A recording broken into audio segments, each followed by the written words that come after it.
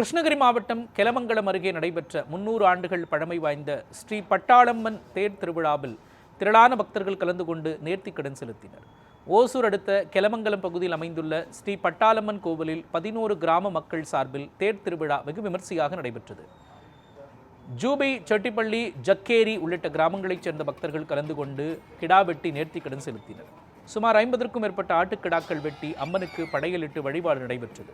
மேலும் தேரோட்டம் முக்கிய வீதிகள் வழியாக பவனி வந்தது. இதனைத் தொடர்ந்து தமிழகம் மட்டுமின்றி கர்நாடகா, ஆந்திரா உள்ளிட்ட அண்டை மாநிலங்களிலிருந்தும் பக்தர்கள் திரளாக கலந்து கொண்டனர்.